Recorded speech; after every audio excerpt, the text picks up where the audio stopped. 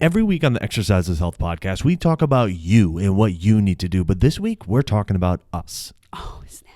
Hey, welcome back, exercisers, to the Exercise is Health podcast, brought to you by Exercise for Life Studios, where we believe that your health is your most valuable asset. And the single best thing that you can do to both boost and protect this asset is exercise. Specifically, exercise is geared towards building the health and function of your muscles. We are your hosts, Charlie and Julie. And today we are talking about us, and specifically what we do to stay consistent with our workouts. Because look, right now we are on the verge of full-blown holiday season here in the U.S. If you are listening to this the day it gets released, it's the day before Thanksgiving 2023. So you know that things are about to get crazy. So how do you stay consistent with your workouts? We want to tell you how we do it, and then hoping that you can take some tidbits from that, start applying it to your own life. But before we do, we have an ask for you, and we have a gift as well. That's right. If you are enjoying our podcast for just this amount of time, 1 whole minute, or you've been listening to us for the past 5 years, we would greatly appreciate a review. Little do you know, this is the number one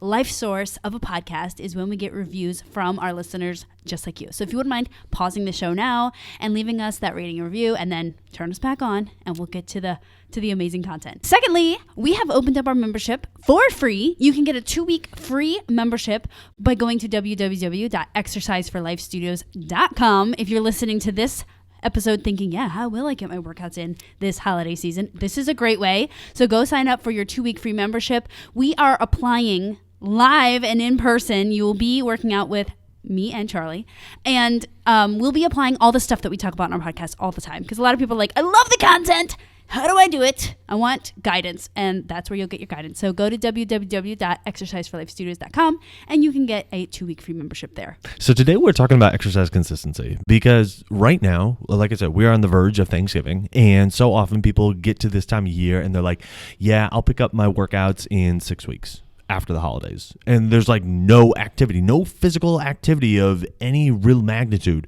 for the next 6 weeks for so many people. And not only is this an issue because, one, you're not really exercising for 6 weeks. That's a huge issue. But two, because of everything else that comes along with the holidays, the food, the parties, the late nights, the disrupted sleeps, the stress, everything else that comes along with the holidays.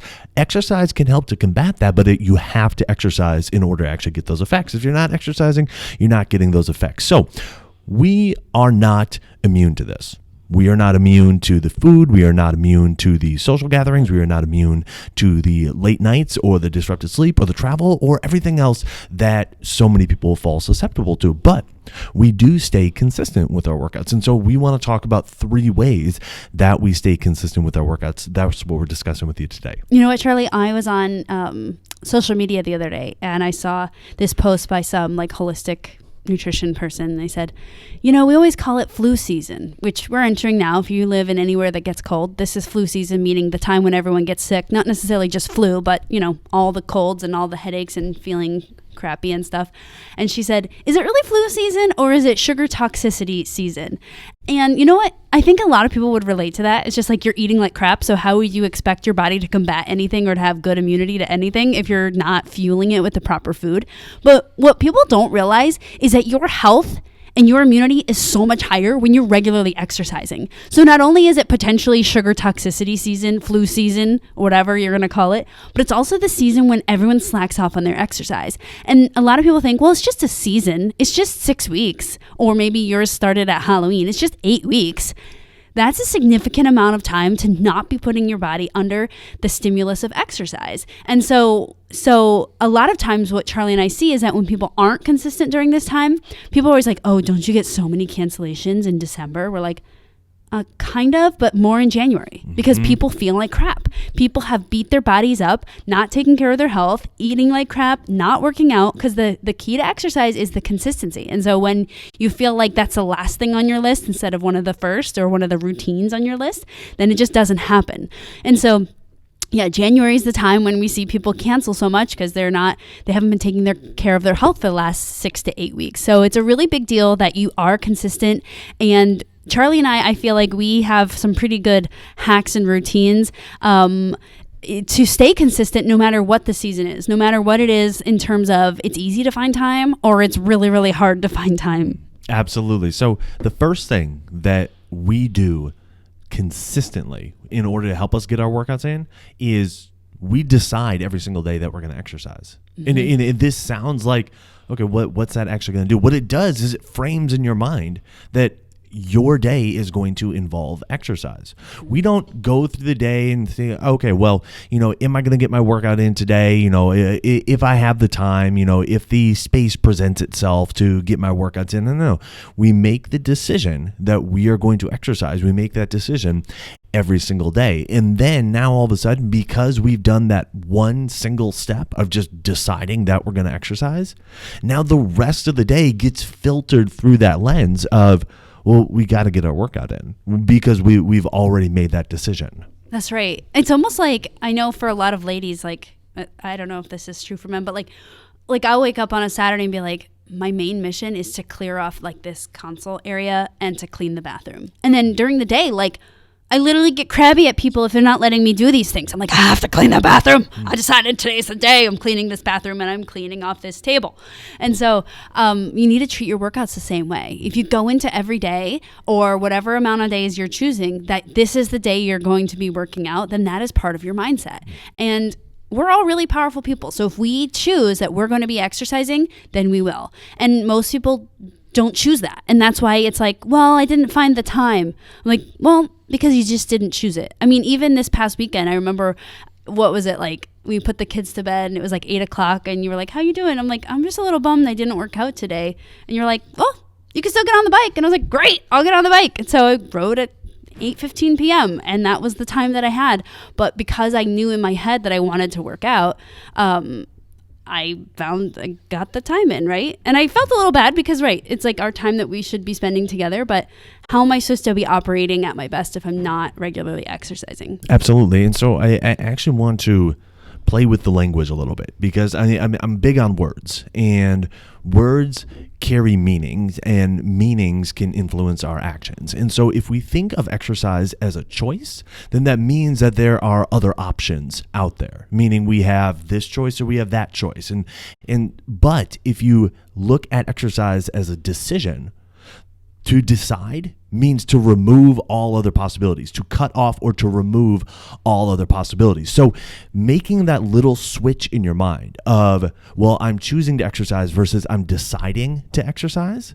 Deciding implies action. Choosing means there's options. Deciding means, no, that's your only course that you're going. And again, I don't want to like just continue to harp on this, but this really is one of those little things that makes a huge difference. If you wake up and you decided that you're going to do something, that means you're going to do it. If you're choosing you're going to do something, I mean, even just saying it, it just feels less committed. Like it feels like there's less weight put to it, okay? So think of your workouts as a decision that you've made that you're going to do. And now all of a sudden, even though it seems a little bit much, now all of a sudden, everything gets way easier in terms of like actually getting that done.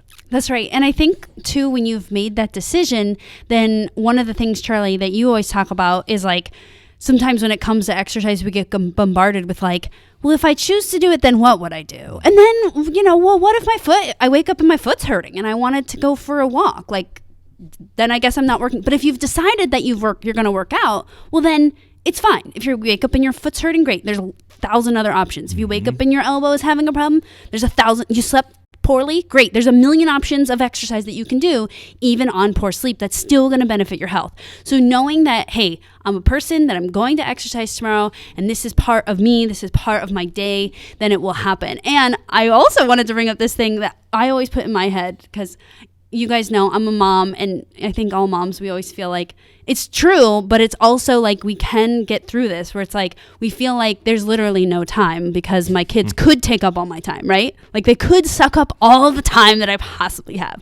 But I always remember, I think I read somewhere or whatever, it's like if you want something to get done, you always ask the busiest person that you know. Because why? They'll make a decision and get it scheduled, right? You don't ask the person that has the most time to do something, right? So just know that like the busiest people, the highest CEOs, we know that they exercise regularly because they made a choice to, because they make time to. And so it's not about how busy your schedule is. It's about what you're choosing to put in your day, even when you're like, oh my gosh, I have an entire feast to prepare, or need to make my house clean. I need to do all these things. Well, won't cleaning the house count as my exercise? No, it won't. That's your all the time movement. That's not your special event, intense exercise. So just always keep that in mind. Like, you can find time if it's important to you. Absolutely. So make that decision that you are somebody that exercises. Make that decision that you will work out. Okay. Number 2 is you need to be flexible with what's available. All right. And so often you say, okay, well, I would work out, but I don't have access to my gym. My gym's going to be closed on these days, or I'm not able to meet with my trainer, or, I don't have equipment at my house, or I don't have my regular equipment, or whatever. Right. Okay. You need to be flexible with what is available, because if you made that decision that you're going to exercise, guess what? You'll figure out different ways that you can work out. We're not saying that you need to work out the way that you did last week when you had everything available to you, or your regular stuff available, or whatever. We're saying, no, this is how you get your workout in, even if it's not the same as how you're working out last week or last month or during the summer or whatever. You're flexible with what's available. You're flexible with what you're going to do, but you're still operating under the intent, under the decision that you made that you're going to exercise. That's right. I think during the holidays, our normal routine can sometimes get messed up. And I think as humans, we're all like very routine based people. And so we're like, I know this works for me. I go see my trainer on Monday, and oh shoot, my trainer's out of town because it's the holidays or whatever. But knowing like, hey, I still need to get my workout in, and being flexible with like, hey, I have stuff at home. I can, get in an Exercise for Life Studios workout in, a membership workout in. I can do whatever I need to still get in the amount. And to give you some perspective, one area that I've really been focusing on is how much exercise and whatever is needed to change bones for osteoporosis. But we could look into any condition, right? For heart health, for muscle health, for brain health. Like, how much exercise do you need to actually be making change or sustaining health in these areas? And a lot of people don't realize the amount that's needed. So for example, with women with osteoporosis, if you're going like max all out, you can do it twice a week and you can like check those boxes. If you're not going max all out, then the research shows 4 times a week. So let's say that you work out twice a week, and during the holidays you work out maybe once, maybe none. So now you're getting half of the appropriate needs for the health changes that you're wanting, whether that's osteo or whether that's, heart health or whatever, you're looking for, joint health. And so you want to be thinking like there is a minimum. It's not just what works or what's convenient, or at least I'm getting something in. There is minimums to like how much you need to be doing to maintain your health. Because remember, the big picture here is like, sometimes the holidays isn't the best time to like push and get to your goals, but it is a great time to make sure that you're ready to push and get back to your goals come January. And it is a great time to not let your health go into the dumps during the holidays just because you're too busy.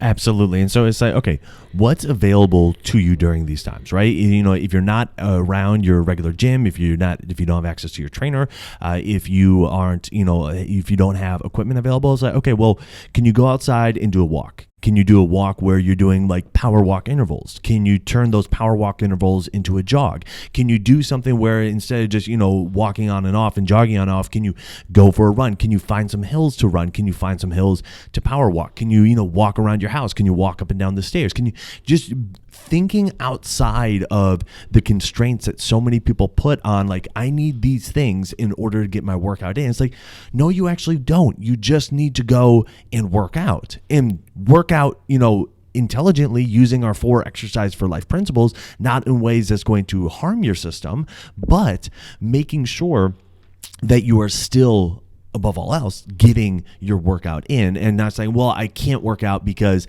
I don't have, my bike available, or, I don't have my equipment available, or whatever. It's like, there are so many things that you can do, even if it's not your preferred, you can still get something done. And then again, you follow our 4 Exercise for Life principles, and that's going to help you get it done consistently, okay? And make sure that it feels good for your body. Charlie, just the other day, talking about flexibility is I really wanted to exercise after work, which is a time when I'm with the kids. And so sometimes I'll hop on the bike, but I really didn't feel like putting on like my biking shorts, and the kids really wanted me to play with them. So I was like, okay.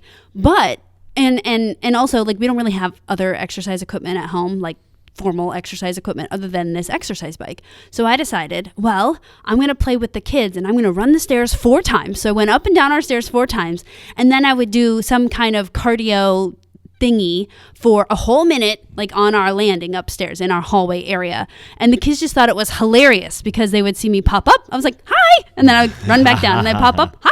And then run back down.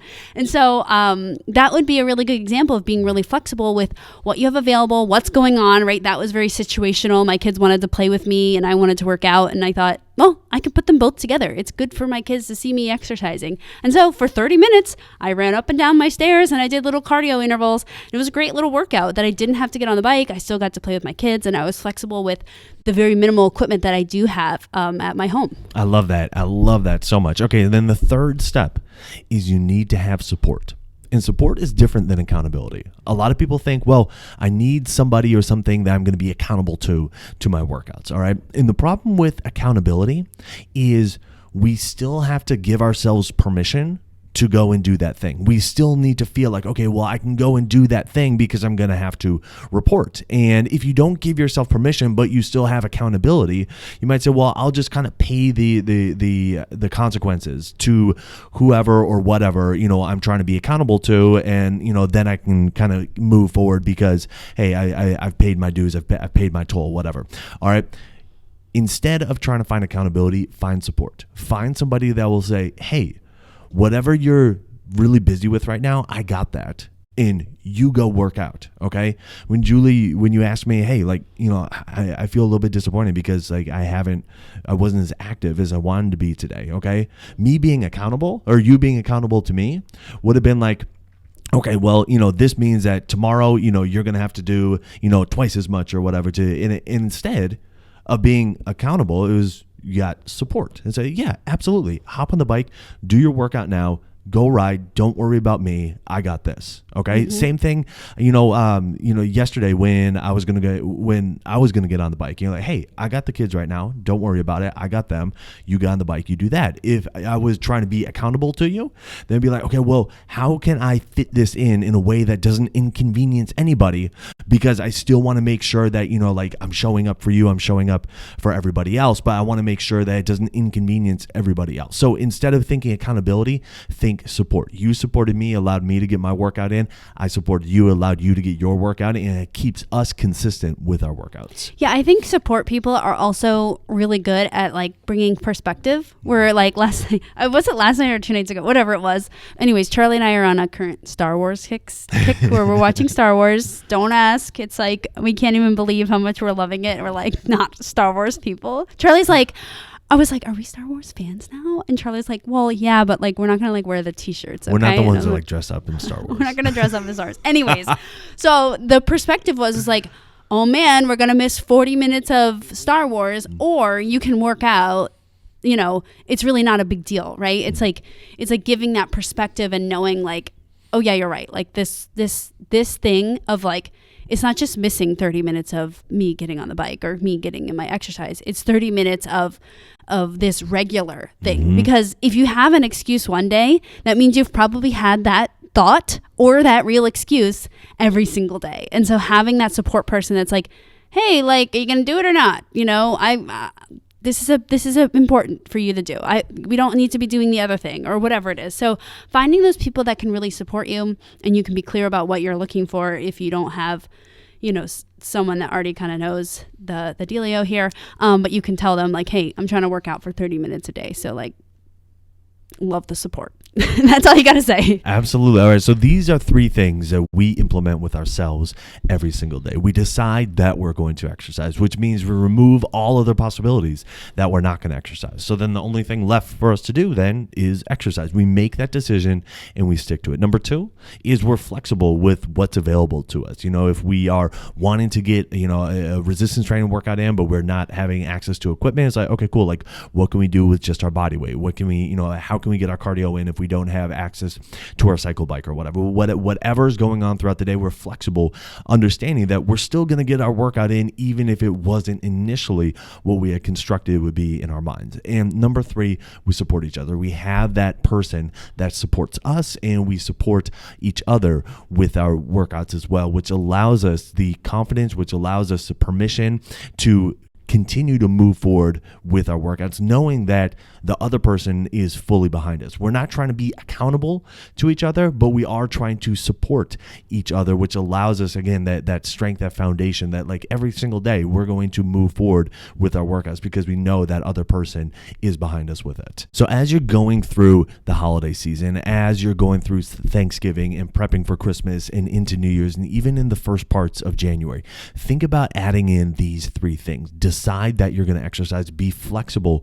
with what's available to you, and find somebody that's going to support you through it all. That way, regardless of what comes up during the week or during your day, you'll be far more likely to stay consistent with your workouts, allowing you to build your strength, build your health, build your function, and allowing you to keep doing all the things you want to do without feeling like you're constantly getting on, getting off the workout horse. You get to keep moving forward, and it's a beautiful thing when you can do that. Truly, you're right. It is a beautiful thing. And if there's any way that we can help you through this holiday season, we would love to. You can always send us an email. We can help you troubleshoot. Again, you can get our 2-week free membership. If you're already a member, you know it is jam-packed with amazing, easy-to-do workouts from your home. Most of them under 20-ish minutes, 20, 30 minutes. Those are really great to do with minimal to no equipment, or you can use, your bag of turkey. That can be your weight, whatever it is. So we'd love to see you online. If that can be of a resource for you, we'd be honored to guide you through your holiday workouts. So who do you know that needs to hear this episode? Who do you know that feels overwhelmed with everything that's going on during the holidays and feels like I'm not going to be able to stay consistent with my workouts? Share this episode with them so they can hear about what we do every single day to make sure we're able to get our workouts in no matter what else is going on. And while you're online, head on over to Apple Podcasts and leave us a rating and review. It helps people find our podcast when they're looking for information on exercise and they're looking for information on health. So if you found value in this conversation today, let us know by leaving us that 5-star rating and review. Well, thanks so much for tuning in. We always appreciate it. Have a fantastic week, and we'll talk with you all next week.